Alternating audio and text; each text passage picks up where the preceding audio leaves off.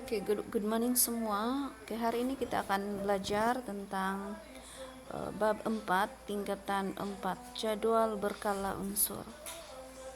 Oke, sejarah perkembangan jadwal berkala unsur. Oke, pada mulanya jadwal berkala ini diilhamkan oleh Anthony. Oke, ahli sains pertama yang mengelaskan bahan-bahan cahaya dan haba kepada logam dan bukan logam. Oke, pengelasannya tidak berjaya karena cahaya, haba, dan beberapa sebatian lain juga dianggap sebagai unsur. Kemudian si Joan, pada tahun 1829 membahagikan unsur-unsur kepada kumpulan. Dialah yang mula membahagikan unsur kepada kumpulan yang mengandungi 3 unsur yang mempunyai sifat kimia yang serupa.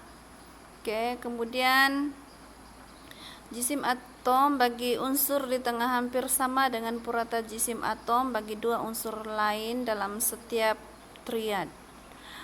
Pengelasan ini memberikan kesadaran kepada ahli kimia bahwa sifat kimia berhubung kait dengan jisim atom bagi setiap unsur. Kemudian berkembang lagi itu pengelasan unsur pada tahun 1864. John Newlands telah menyusun unsur mengikut tertib menaik jisim atom. Beliau telah memperkenalkan hukum oktav, yaitu sifat yang serupa berulang pada setiap unsur ke-8 dalam susunannya. Malangnya, hukum oktav gagal karena hanya dipatuhi oleh 17 unsur yang pertama.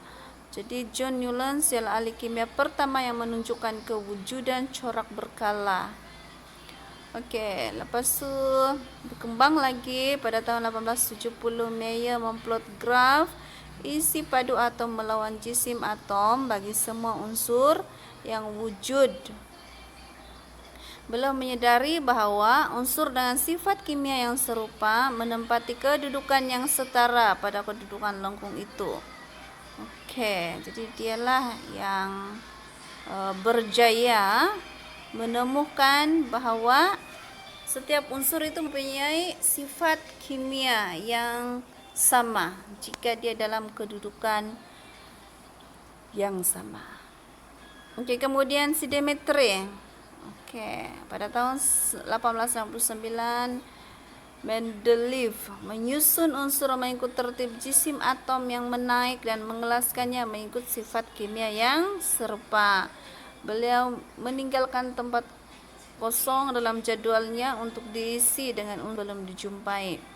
Beliau dapat meramal sifat bagi unsur yang belum dijumpai. Wah, hebat. Dmitri Mendeleev.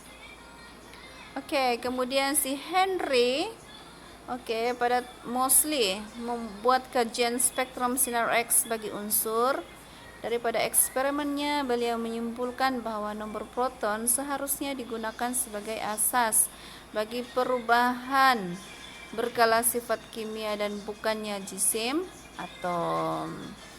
Beliau menyusun semua unsur mengikut tertib nomor proton yang menaik dalam jadwal berkala.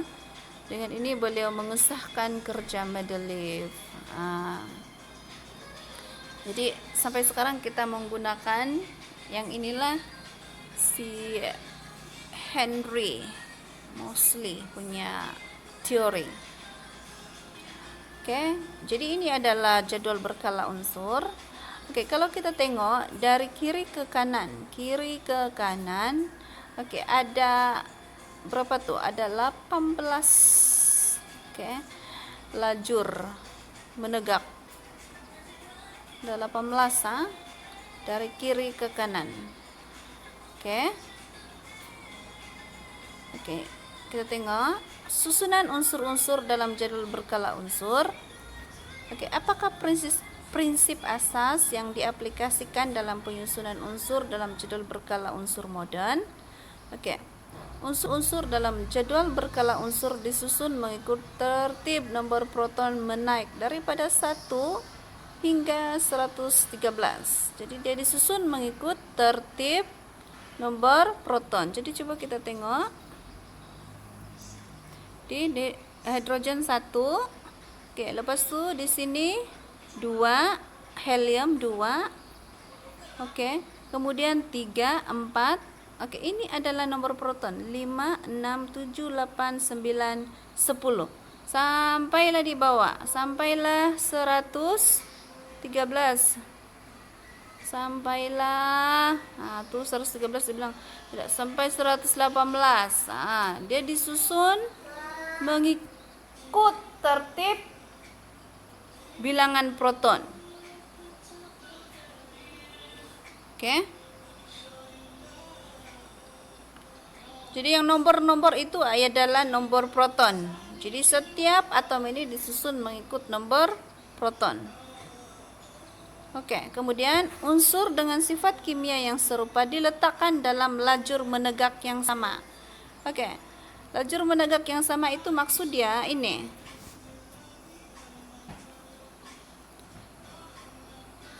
Oke, hidrogen, lithium, natrium, helium. Oke, lajur menegak itu adalah kumpulan. Kita panggil sebagai kumpulan. Oke, hidrogen ke bawah, termasuklah hidrogen, lithium, natrium, helium, rubadium, cesium, francium. Itu adalah kumpulan satu. Jadi mereka mempunyai sifat kimia yang sama. Oke, kemudian beryllium, itu sampai ke bawah itu kumpulan 2.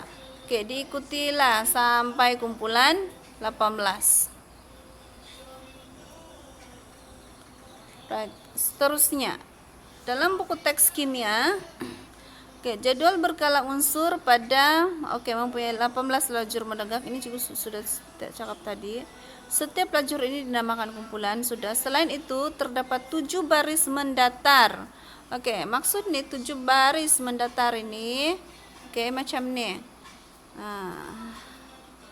Mendatar nih 7 baris dari hidrogen ke kanan. Pesul lithium ke kanan. Itu maksudnya. Berarti di sini ada 7 lajur mendatar. 1, 2, 3, 4, 5. Hidrogen dan helium itu dipanggil sebagai kala 1. Lithium, beryllium, boron. Nih, Li, boron, carbon, nitrogen, oksigen. Fluorine, neon itu adalah kala 2. Diikuti natrium, magnesium, aluminium, silikon. Itu kala 3.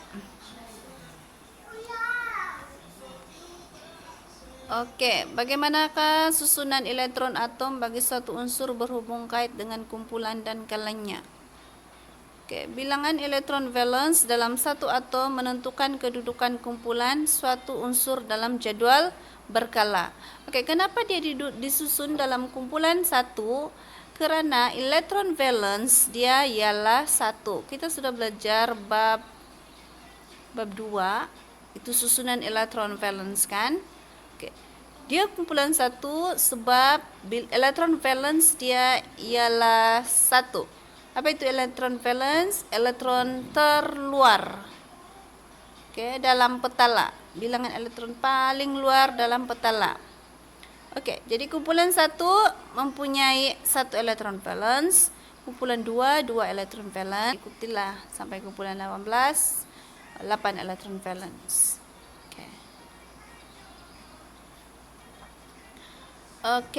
Bagi unsur-unsur yang mempunyai 1 atau 2 elektron valence, nomor kumpulan bagi unsur sama dengan bilangan elektron valence dalamnya.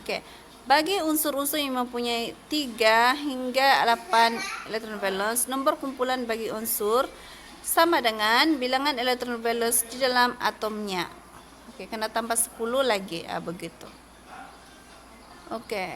Next. Kedudukan kala bagi unsur. Macam mana kala pula ditentukan? Oleh bilangan petala yang berisi elektron di dalam atom tersebut. Kalau kala 1 berarti dia punya kala itu adalah 1. Kalau dia kala 2 berarti bilangan petala adalah 2. Kalau dia kala 1, bilangan petala adalah 1. Kalau dia kala 2, bilangan petala adalah 2. Kalau kala 3, bilangan petala adalah 3. Oke, kebaikan mengelaskan unsur-unsur dalam jadwal berkala unsur. Oke. Unsur yang disusun secara tertib dalam jadwal berkala unsur membantu kita mengkaji unsur-unsur itu secara sistematik, terutamanya dari segi sifat fisik dan kimianya.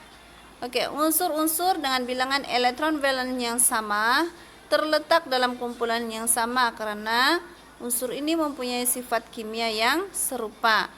Kita harus berterima kasih atas jasa ahli sains dalam penemuan susunan unsur yang teratur dalam jadwal berkala unsur, karena mereka telah menghasilkan masa yang lama dalam penyelidikan untuk mengkaji sifat unsur-unsur ini.